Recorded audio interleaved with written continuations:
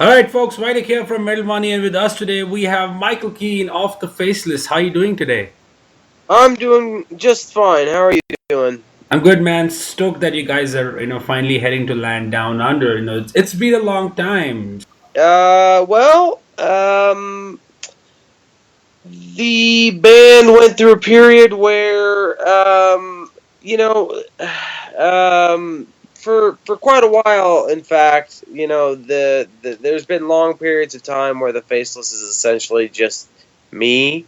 Um, kind of in the way that Trent Reznor works in Nine Inch Nails. I kind of tend to work this in a similar fashion with the Faceless a lot, and um, I didn't really have a lineup for a while, so I was kind of trying to get that put back together, and I didn't want to compromise. I didn't want to um, you know, I didn't want to put, I didn't want to continue on with a lesser version of the Faceless, uh, just for the sake of keeping going. So I wanted to make sure that it was A+ players, and that the band was either as good as it was or better, which I feel it is, and and the new record is the in my opinion the best record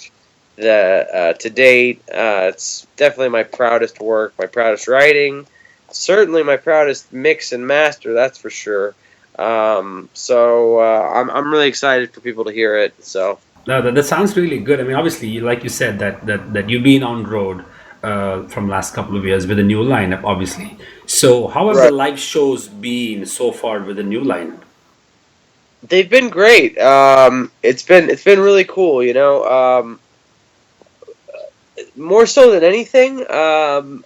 We've got a solid lineup that we have chemistry on stage, and we have chemistry off stage, and I feel like that's really important, because there have been other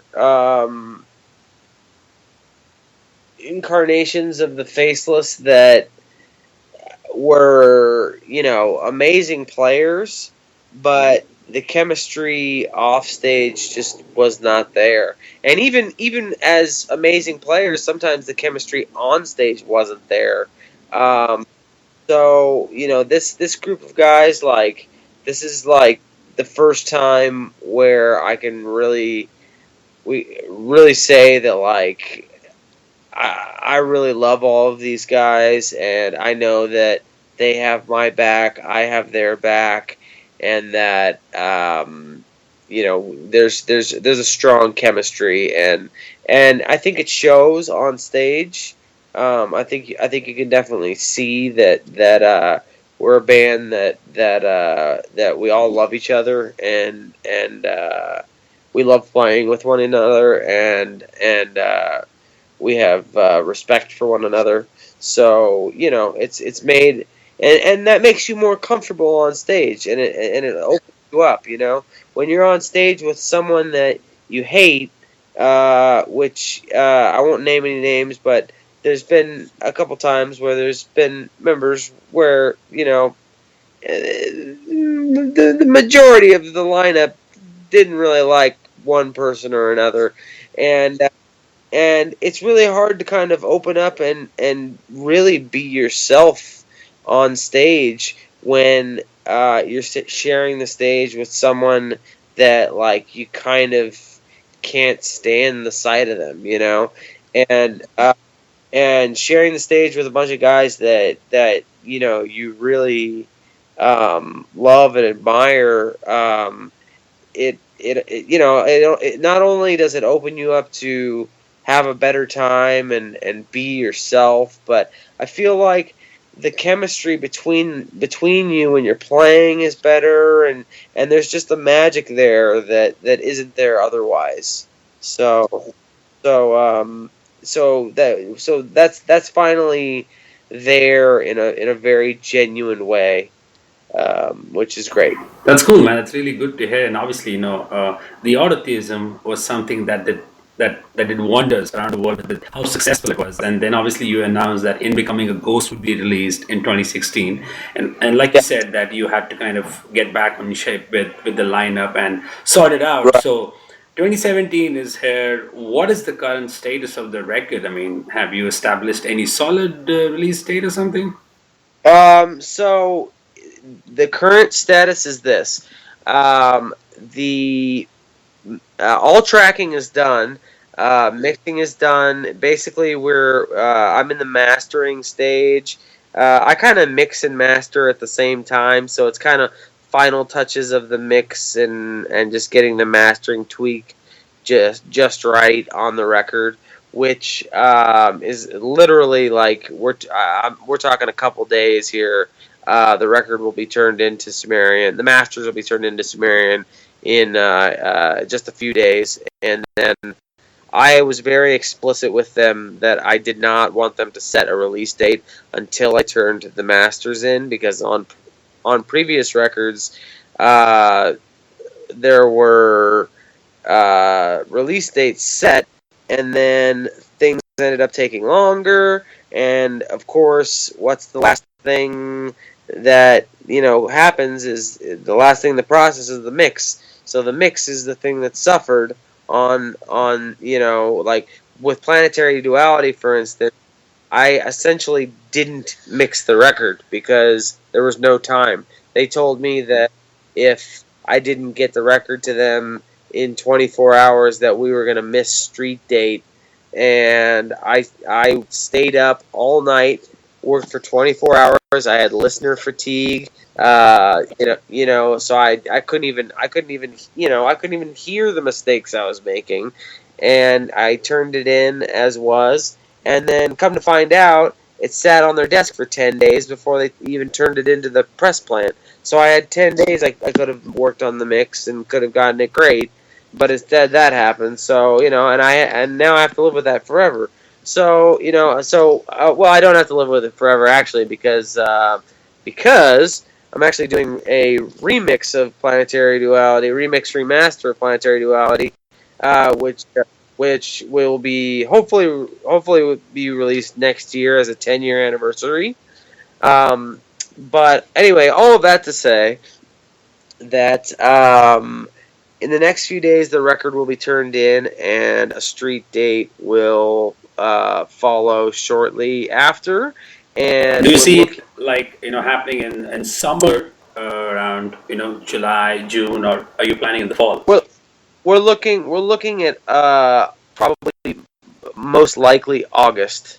I would say with high likelihood, August will be the month that it will be coming out. Sounds good, man. Sounds good. And obviously, you explore a lot of jazzy elements, a lot of saxophones on the last album, which I Yeah, loved. yeah, So, yeah.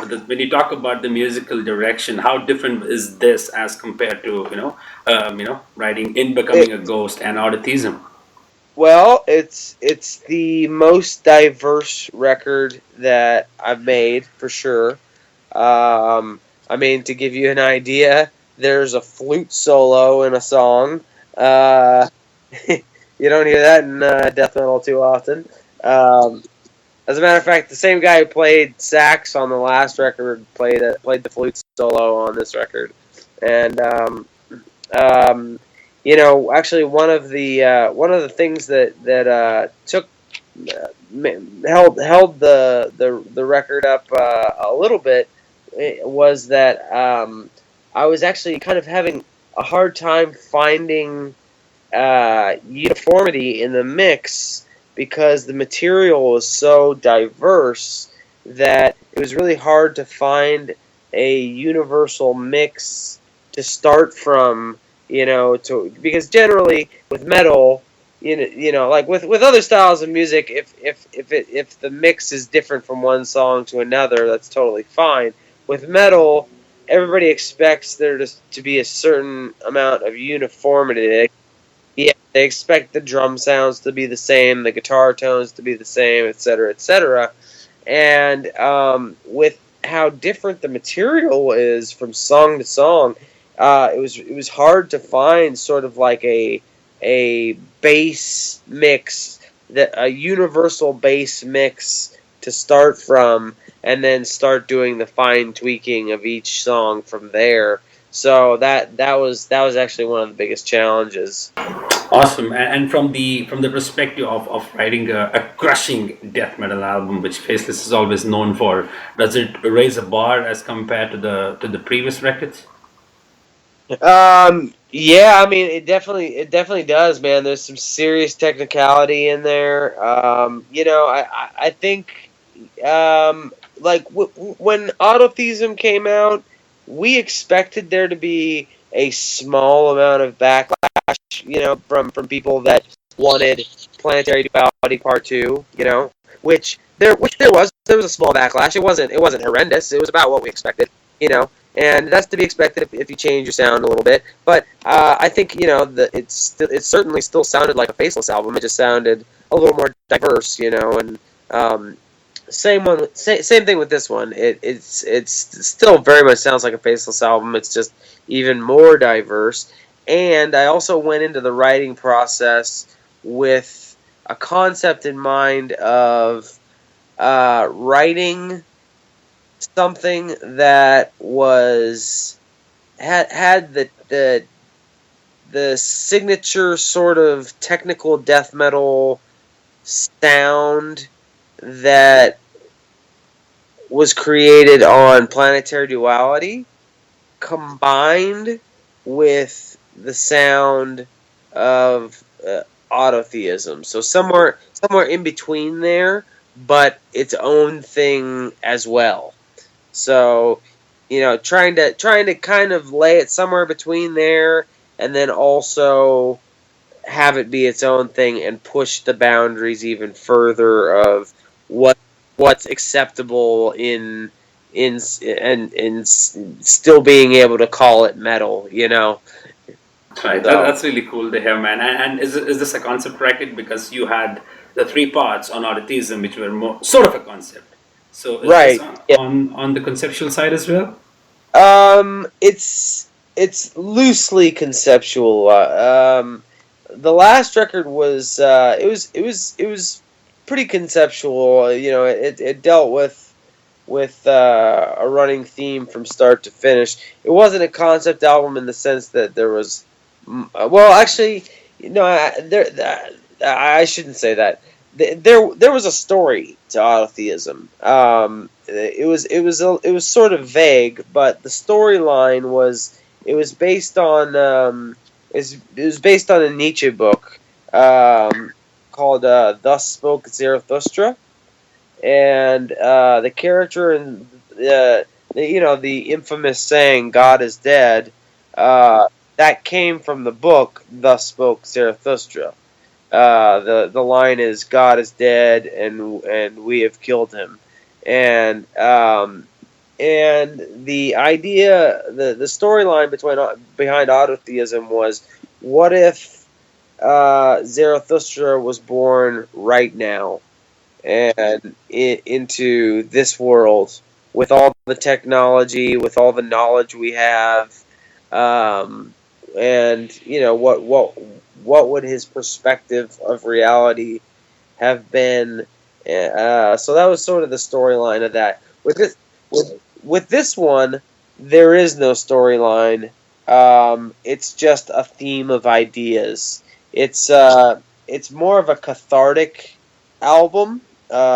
It's the most personal album that I've ever made because most of the lyrics are virtually all the lyrics are about things that I was dealing with. I won't get into it right now. I'll wait until the album comes out to get into it. But I was working through some inner demons, and the album is about those demons and about yeah, just getting through them, and the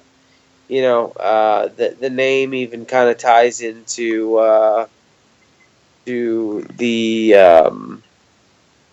nature of the lyrics. In becoming a ghost, you can you could probably interpret it a million ways if you wanted to, but it was very much a cathartic process. It was just things I needed to get out, and that's what I did.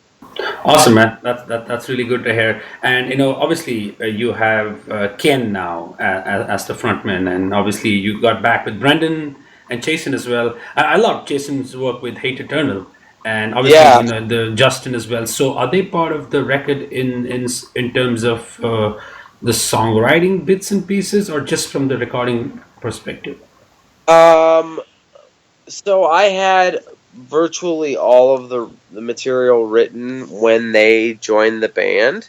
Um, I'm not opposed to collaborating as a writer. I'm not like an egomaniac or anything. Oh, it has to be my creation and mine alone. It's not like that at all. But during the time that this album was written, um, I happened to be it happened to be one of those periods where I was pretty much the sole member of the band.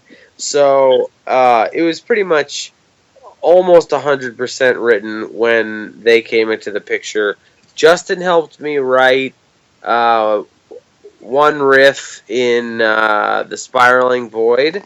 Um, there was just I was working through some stuff, and I there was a part that needed something, and we kind of collaborated on it. So we had that collaboration, and I deliberately left the spot open for him to take a solo. I left two spots open for him to take solos. Yeah, there's that collaboration, but other than that, the writing process was essentially done when they came into the picture. So hopefully next record, maybe it could be a bit more of a collaborative effort, but this time around I was kind of on my own, so which I'm sort of used to. It just happened to be that way with Autotheism too. When I wrote all the material for that, I happened to be the sole member at the time when I wrote that one too, ironically. So yeah. Absolutely, man. So we look forward to see you guys. I mean, obviously you're coming with the Black Dahlia Murder and also Yeah. Putrid Pile. And they're your good friends, so it would be a great mixture of them.